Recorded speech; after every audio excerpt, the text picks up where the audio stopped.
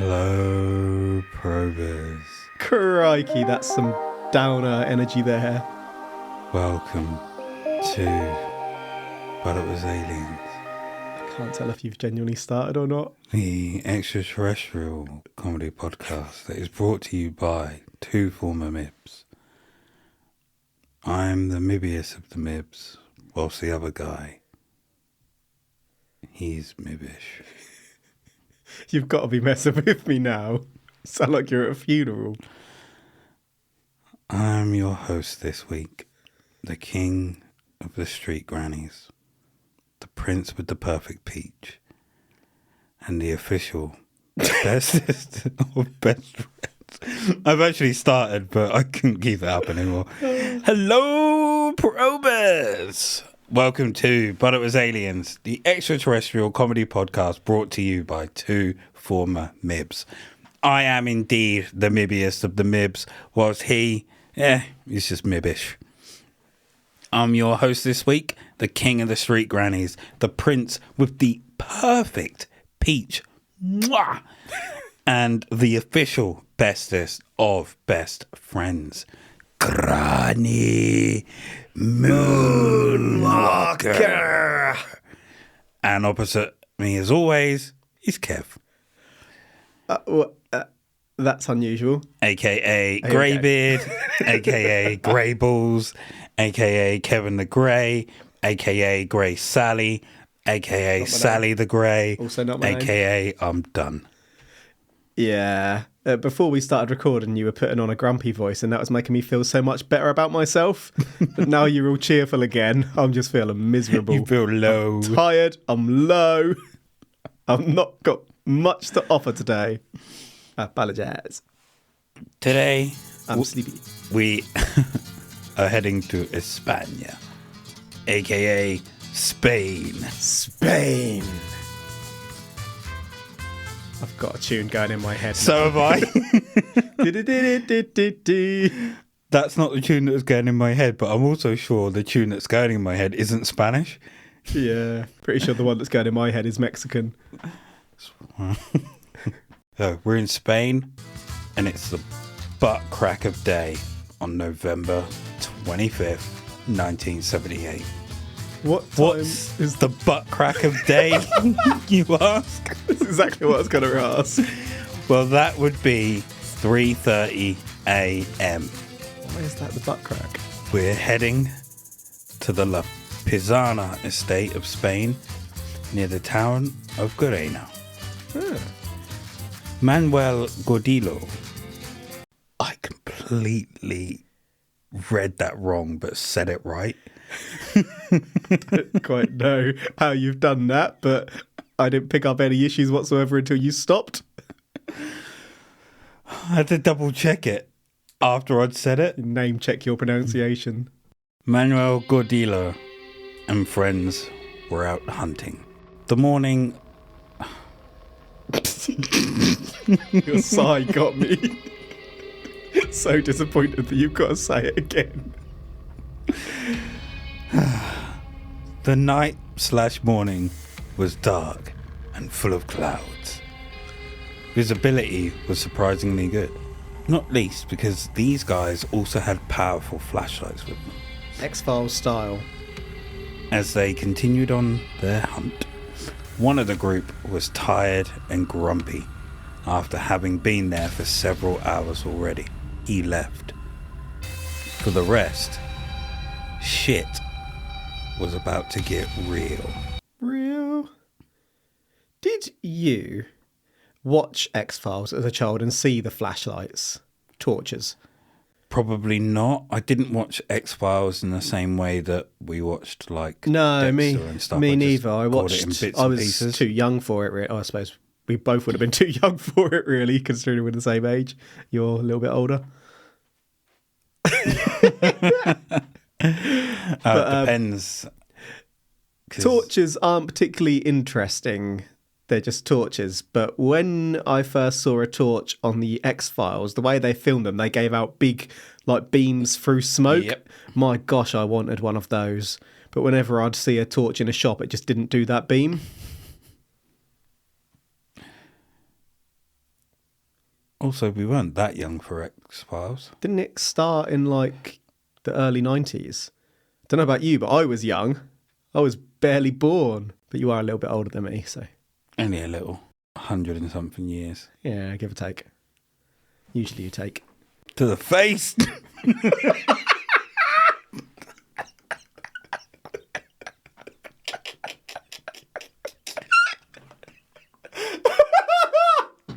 I nearly fell over. I saw you reach for your drink and I was like, I've got to. I think I might have just broke my chair.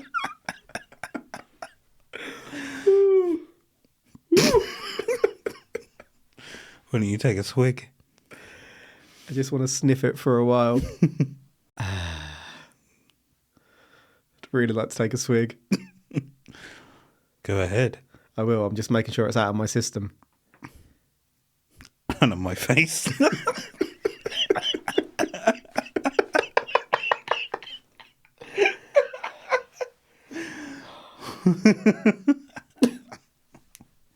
Where were we? You were taking a swig. In the episode? Ever wondered why I look younger than you? It's because you bathe in milk and I'll hear no further on it. Man milk.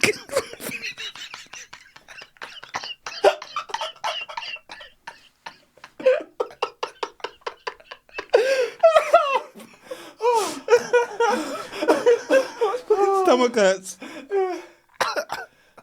I'm nearly crying. I am.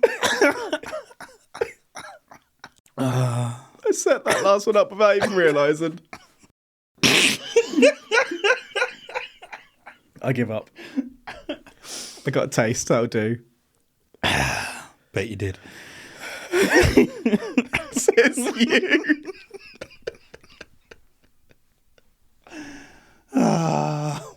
Too tired to be sensible.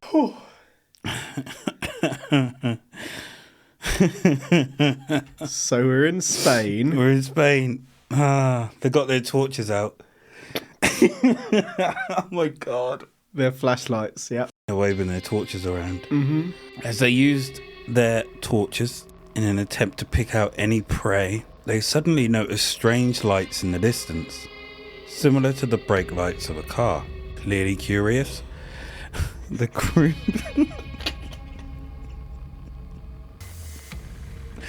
group set out in the direction of the lights. As they got closer, they realised the lights didn't belong to a car, but something much, much different. By gee God, golly wow! With this in mind, they turned off their flashlights and approached with a lot more caution. After several moments of watching the strange glow, they made the decision to cross the river and continue with their hunting trip. Manuel became separated from the rest of the group. He flashed his flashlight around him, attempting to pick up the shape of one or more of his friends. However, when he failed to see them, he turned off the light and whistled loudly to try and get their attention. Almost immediately, their flashlights came on, and moments later, they walked over to him. It quickly became clear to Manuel that something strange had happened while he had been separated from his friends. Something strange happening to Manuel or his friends? He's unsure, just something strange had happened. I feel like he got separated, and that's leading us to believe that the friends got things happen to them.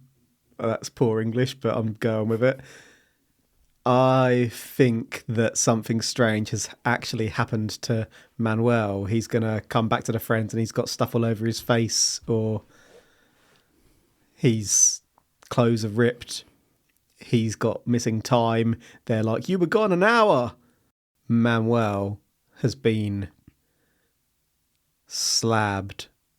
That's where I'm at. Dum, dum, dum. Oh. Also, I was going to say one more thing, sorry. They see something ahead. They've got their lights on. They think it's not a car, so they turn their lights off and creep up on it. That's a little bit questionable to me. Like, are they planning to attack some innocent light source? I think it's more so because of where they are. They're not expecting to see anyone else. Well, why go bother the light? Just leave it be. The fact they've turned their lights off and are sneaking up on it. I'm team mysterious light. Get Manuel! Curiosity. Killed the cat. The Manny. Just had a flashback to, what are you saying, Hatton? Manny Pacquiao flattening him on fight night. So after Manny had found his friends, they asked, "Hey, didn't you see that again?" Manny, confused, said that he hadn't seen anything unusual since crossing the river. He was informed that the rest of the group had witnessed the strange lights again. At this point, Manny, along with another of the hunters... Hunters, see? Sorry, what? They're hunting. Yes. They're trying to attack this innocent light. Manny, along with one of the other hunters, Francisco Lopez Rivero, decided to go on ahead and investigate, telling the remaining hunters to watch their backs. You better watch your six. I just had a shock. Usually we record with the curtains closed. It's open today and the dog just went flying past. I was like, what the hell is that? Oh, the curtain's open.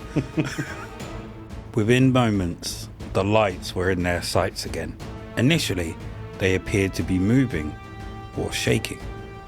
However, the closer they got, the more detail they could make out. Ooh. It wasn't just one light or two, but a whole row of red lights. Ooh. There appeared to be a figure walking in front of them. Ooh. At this point, Manny estimated that they were around 100 feet from the lights. Ooh. He would recall that the object appeared round and near to the ground. And from his distance, the lights appeared to be different colours. Rivero, on the other hand, who was a bit further back from Manny, described the object like a large earthen jar upside down with a red light on the top. I'm glad you've said that because I was looking at the research notes and without freaking, I've stopped and you can see the very top of an image and it looks like a flower pot.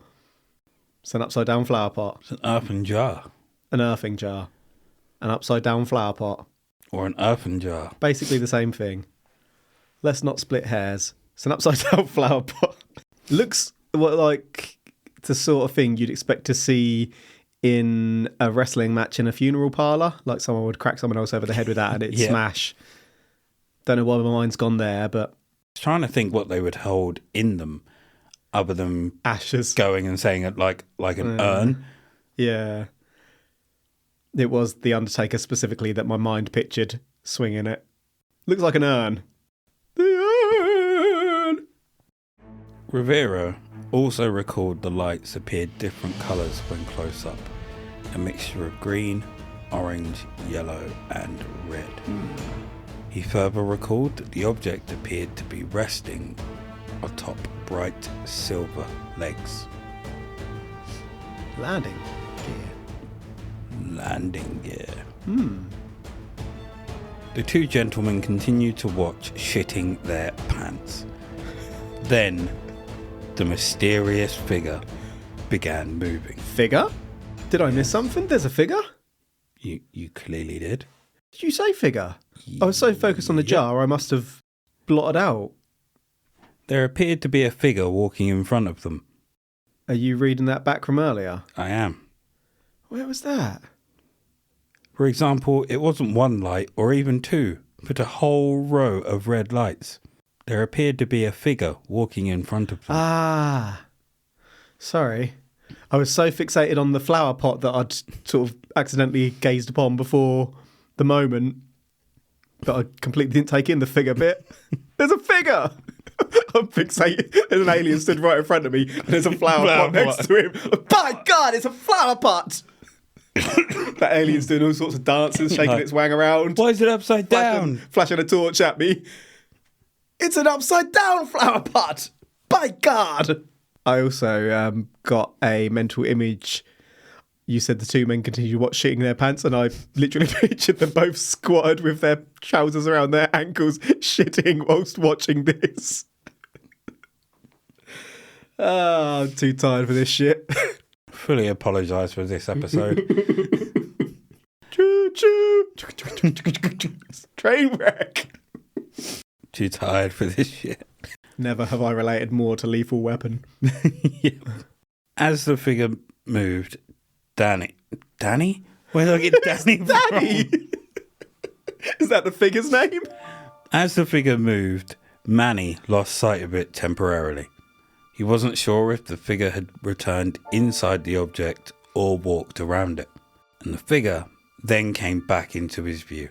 Although he couldn't see the top half of the figure, he could see the legs, and whoever it was, they were tall and were wearing shoes or boots. Bigfoot. What was stranger... When has Bigfoot ever worn shoes or boots? Why did that come to my mind? What was stranger to Manny is that he could hear a strange humming sound coming from the figure, as if it was humming a tune. Would be a humming sound. From Rivero's perspective, he could also see the figure's legs, but more clearly. Although he could recall seeing a helmet with a visor, similar to a motorbike helmet, he also noticed that whatever clothing the figure was wearing, it was a shiny silver. So this is kind of a spaceman. Master Chief kind of. Spaceman. What am I looking at here? Right.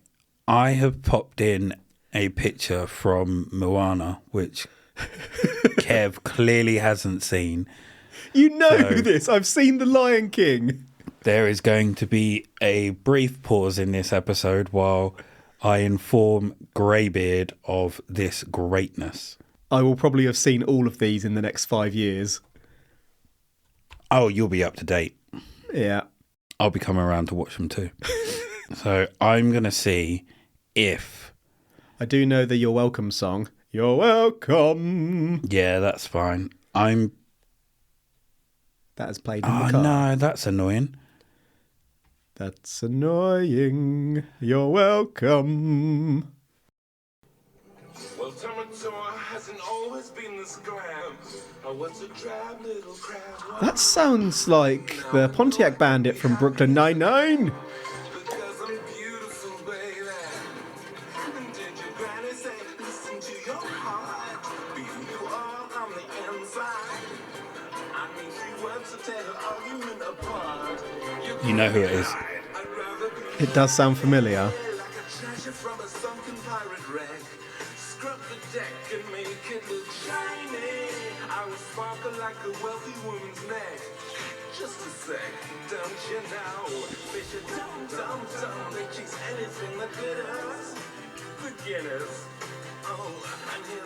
Oh, Flight of the Conchords. Boom.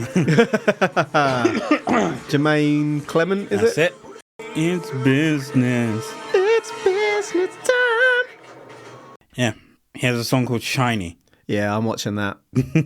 I mean, not right now, obviously, but in about 5 years, I'll watch that one keenly. You're welcome. So, like Manny, Rivero claims that the figure was tall. And it appeared the being was heading in their direction, getting so close that the both of the men could hear his footsteps on the ground. At this point, fear overtook both, and they turned and ran as fast as they could. By the time they caught up to their three friends, they too turned and ran, some of them even colliding into each other, in efforts to vacate the area and return to the car. It would be weeks later, on January 14th, 1979, when UFO investigators would visit the site along with Rivero. Although it took some time, they eventually discovered the location where the events had unfolded. And it would appear the effort was worth it. Yes, there's going to be evidence. According to their report, they noticed that the location was seemingly shaped into a circular pattern, creating a clearing. Landing zone, baby.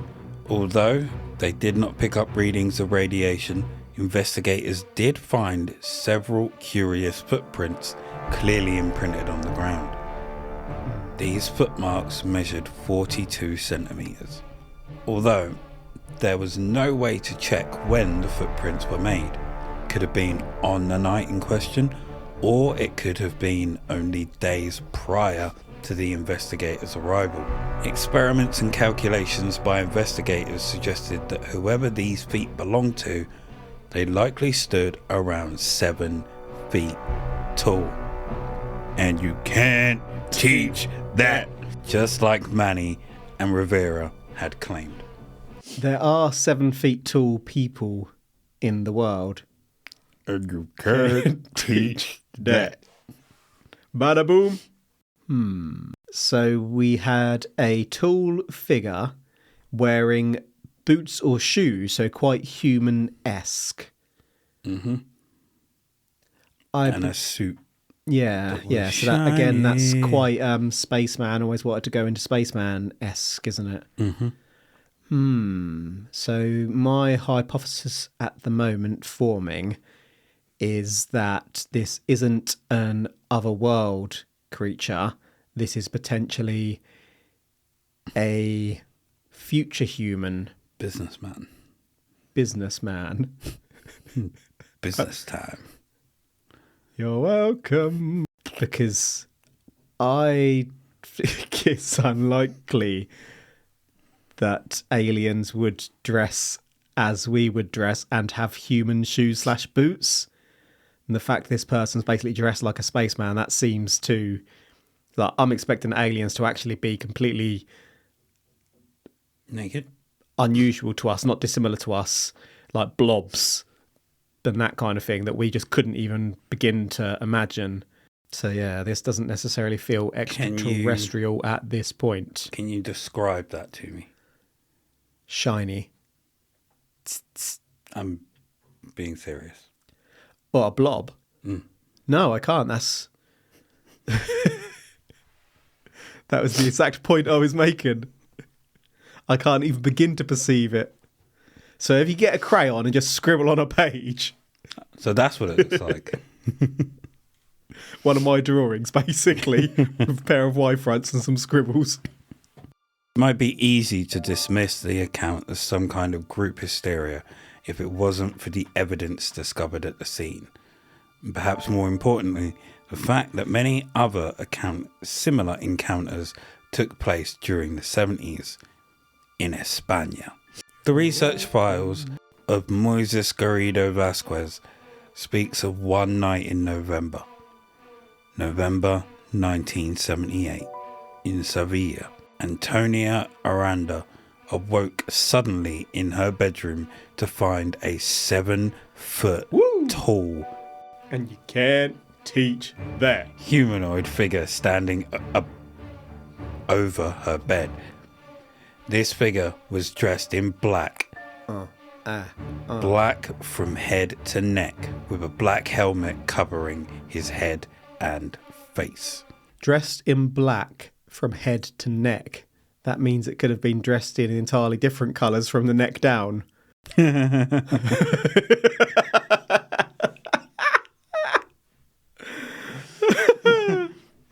Head to toe. The effort that's gone into that. Next to Moonwalker is showing me a picture of a black helmet that he's pasted on top of a picture of The Undertaker.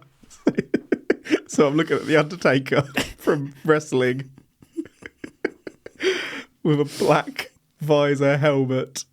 This is what the Stig looks like, basically. Yeah. He is dressed head to toe in black, in fact, not just head to neck.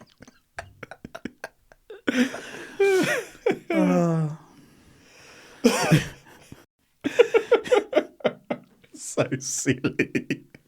The next thing she knew, a sudden blast of cold, icy air hit her face and she temporarily lost consciousness. A moment later, when she opened her eyes again, she could see a strange glowing metallic sphere floating above her. She could see that the blast of cold air had seemingly come from this spherical device. Oh, I could go for a Tango Ice Blast. Oh, they're so refreshing and it makes me think of the cinema. Would you take an ice blast to the face? Do you mean a Tango Ice Blast? Would you take an ice blast from Tango to the face? Do you know someone called Tango? Would you take Tango's ice blast to the face? Do you mean the drink, the Tango Ice Blast? Would you? Yeah. Not after it's been drunk by someone. The figure then approached her, claiming that he was regenerating her. A moment later, she lost consciousness once again. When she awoke this time, the figure and the sphere were no longer there. She would, however, claim several more encounters with this strange entity over the coming years, as well as noticing a bizarre effect she had on electrical devices following the incident, causing many to cease working. Do we have any evidence of that? The ice blast or No. the electrical? Well, both, but I was referring specifically to the electrical interference. I would say yes, but But you would say yes, but... you can't get evidence if everything you're using to gain evidence stops working when it's nearer. Did wonder if you were going to say that. Couldn't they draw it? What about... Did they check her with, like, a compass? Or one of those, those chemical papers where you can put it on and it tells you if it's acidic or alkali and whatnot? But anyone could just say Did they test it with a Geiger meter for radiation? Where it just moves the dial, no batteries? But then they can just say that they did. There's going to be no visual proof. Well, they didn't Like a say bunch of that people in a room could say it and then they write it down, but you're never going to get it on camera. Right. So she caused many to cease working. That doesn't mean she caused everything to cease working. So what still worked? Everything what can that I was work nearer with? within a vicinity. That's not what it's Like a bubble. I can feel you pulling this out of your ass. Think of a 25-meter wide radius. Did cameras work around her? No. But what about one of those little... what do you call them? Those The instant one and done one-shot cameras ones. that don't need a battery. You just go and get the film developed. That's So, not electric. When they used that, the photo that would come out was just this. It was you with your finger up, was it? Do we know anything about her character? She met the Undertaker. What? And electrical devices stopped working around her. So nothing about her character, her background. A character in a book. Like what she Well- done for work. Yeah, that kind of thing. Oh, no. What about the chaps from the earlier incident? They were hunters. Did they go on to have any activities of meaning in their life? Did they publish any books or give interviews on the story? Rivero gave an interview to the investigators and then they went and investigated. Do we know they existed? What do you mean by existed?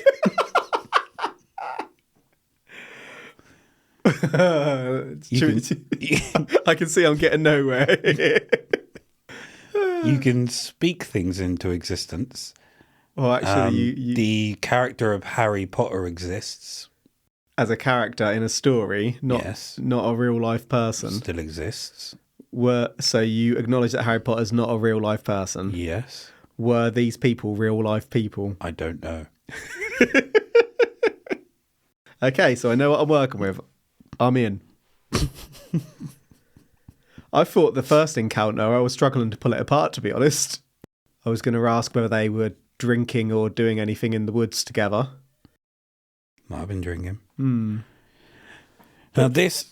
Sorry, go ahead. I was going to say, you hadn't really given me anything to make me obviously doubt the group in the woods at 'Cause this point. You shouldn't be. But I've turned sour on the lady afterwards. She's just taken it too far. Had many Breaking encounters. things. Could have just stuck at the one. She's given no justification for why the Undertaker keeps on going back to her.